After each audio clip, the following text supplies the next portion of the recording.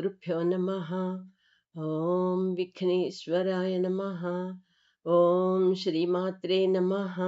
శుక్లాంబరధరం విష్ణుం శశివర్ణం చతుర్భుజం ప్రసన్నవదనం ధ్యాయేత్ సర్వవిఘ్నోపశాంతయే.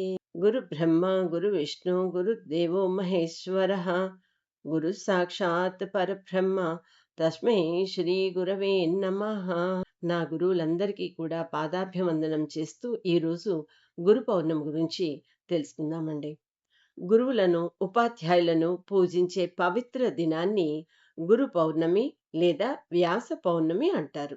దీనిని ప్రతి సంవత్సరం ఆషాఢ మాసంలో వచ్చే పౌర్ణమి రోజున జరుపుకుంటాం. ఈ రోజు గురు పూజోత్సవాన్ని జరిపి కానుకలు బహుమతులు గురువు గారికి ఇచ్చి సత్కరించి వారి ఆశీర్వాదాలను తీసుకోవటం మన ఆనవాయితీ.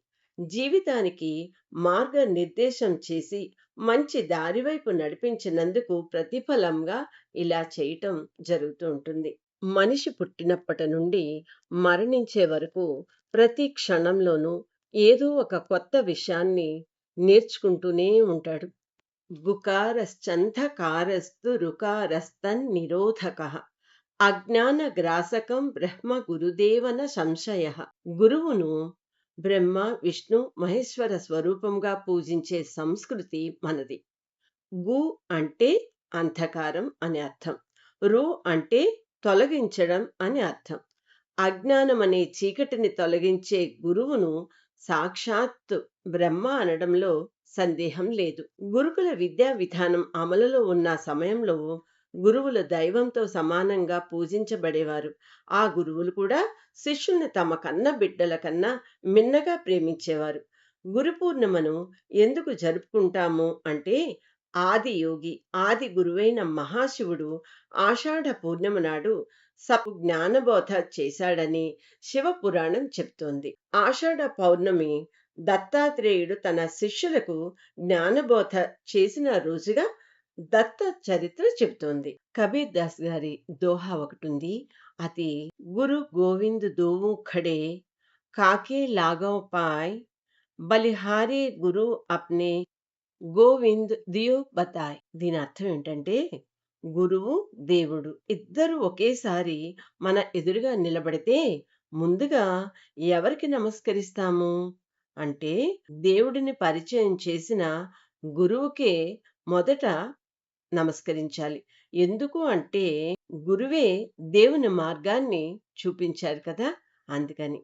ఈ ఆషాఢ శుద్ధ పౌర్ణమి విశిష్టత గురించి తెలుసుకునే ముందు దీనికి సంబంధించి ఒక చక్కని ప్రాచీన గాథ ఉంది.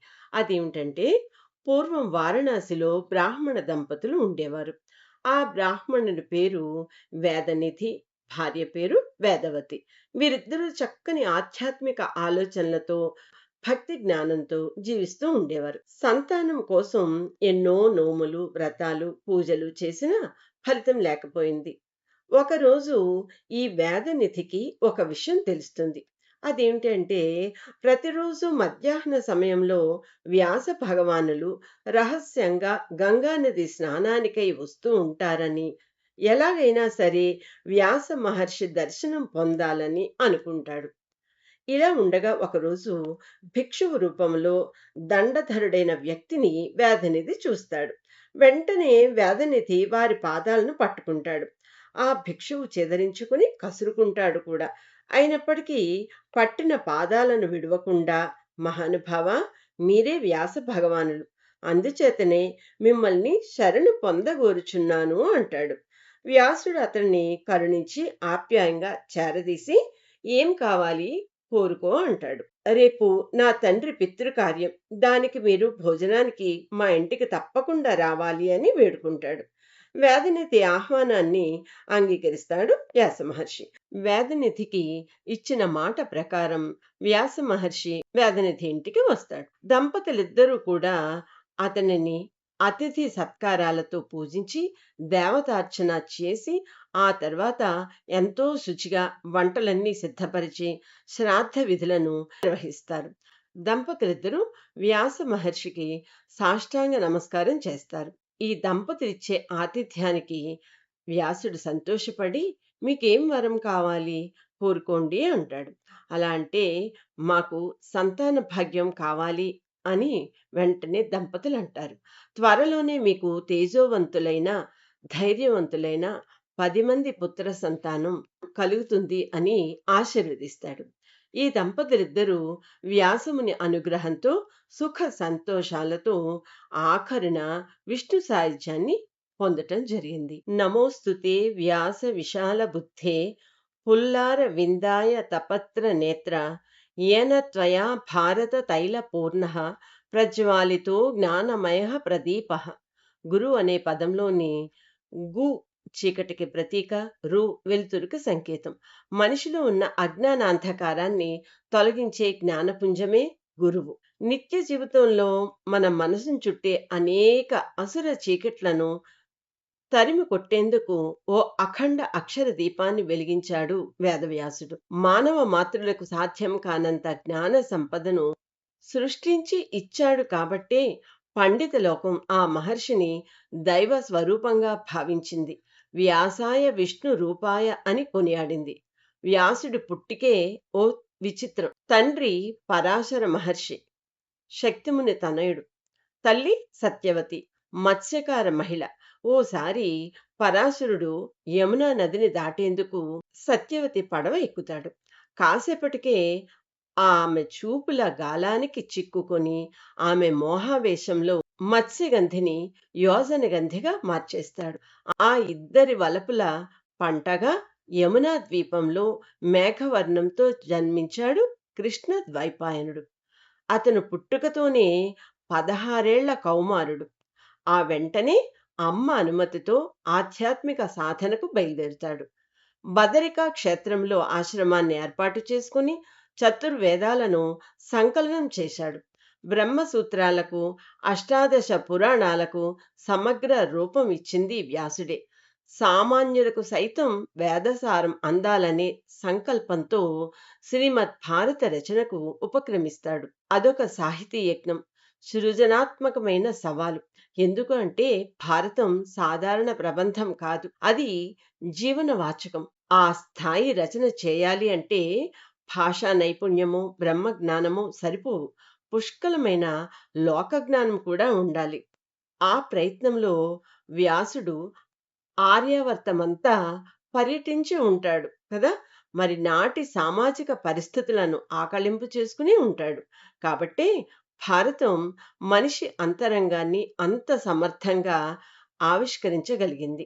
భీష్ముడి భీకర ప్రతిజ్ఞ, చిత్రాంగదుడు, విచిత్ర వీర్యుల అకాల మరణం కురువంశ వృద్ధిని ప్రమాదంలో పడేశాయి. అప్పటికే శంతన మహారాజు చనిపోయాడు. అతని అర్ధాంగి హోదాలో అమ్మ సత్యవతి చేసిన విన్నపాన్ని కాదనలేక ఆమె కోడళ్ల సంతాన సాఫల్యానికి సహకరించాడు బాదరాయణుడు. అంబిక ద్వారా ధృతరాష్ట్రుడికి, అంబాలిక ద్వారా పాండురాజుకు జన్మనిచ్చాడు. అంతఃపుర దాసికి నీతిశాస్త్ర కోవిదుడైన విదురుడిని అందించాడు వ్యాసమహర్షి. మళ్ళీ రెండో తరంలో చూసుకుంటే తనకంటే ముందు పాండురాజు భార్య కుంతీదేవి మాతృత్వానికి నోచుకున్నది అన్న కడుపు మంటతో గర్భాన్ని విచ్ఛిన్నానికి పాల్పడిన గాంధారిని ఓదార్చి ఆ మాంసపు ముద్దను 101 ఖండాలుగా మట్టి కుండల్లో పొదిగించాడు. అలాగా ధృతరాష్ట్రుడికి 100 మంది కొడుకులను, ఓ కూతుర్ని ప్రసాదించాడు. ఆ తర్వాత కూడా 105 మనవళ్ల ఆలోచన విధానాలను, ప్రతిభా పాటవాలను గమనిస్తూ వచ్చాడు. అర్జునుడు మత్స్యయంత్రాన్ని ఛేదించాక పాంచాల రాకుమారి ద్రౌపదిని పంచపాండవులు మనువాడటం ఎంతవరకు సమంజసము అనే ప్రశ్న తలెత్తినప్పుడు స్వయంగా వెళ్ళి ధర్మ సూక్ష్మాలతో అక్కడున్న ప్రజల నోళ్లను మోయించాడు. 4వ తరంలో అభిమన్యుడి మనవడు జనమేజయుడిని అనుగ్రహించి వైశంపాయనుడి ద్వారా భారత కథనంతా వినిపించాడు. నిజానికి భారతంలో ఉన్న ప్రతి ముఖ్యమైన మలుపులోనూ వ్యాసుని పాత్ర ఉంటుంది. ఇంటి పెద్దగా మంచి చెడు బోధిస్తాడు. దాయాదుల పోరును నిలపడానికి ఆ మహర్షి చేయని ప్రయత్నమంటూ ఏదీ లేదు. అర్జునుడు, అశ్వత్థామ పంతాలకు పోయి భీకరమైన అస్త్రాలను ప్రయోగిస్తున్నప్పుడు కూడా తానే అడ్డు వెళ్లి మారణ హోమాన్ని నిలువరించాడు. వేదవ్యాసుడు మానవజాతికంతటికీ మంచి ఆధ్యాత్మిక వారసత్వాన్ని మిగిల్చి వెళ్ళాడు కాబట్టి ఆయన్ను గురువుగా భావిస్తుంటారు. అలాగే పూర్వనామం కృష్ణద్వైపాయనుడు అని ముందు చెప్పుకున్నాం కదా! వేదకాలపు సంస్కృతినంతా కూడా 4 వేదాల్లో సంకలనం చేసిన తరువాత ఆయన్ను వేదవ్యాసుడిగా పిలవడం ప్రారంభించారు. ఇదండి గురు పూర్ణిమ విశేషాలు, ప్రాముఖ్యత. విన్నారు కదా! మరో అంశంలో మీ ముందుంటా. అంతవరకు నమస్తే.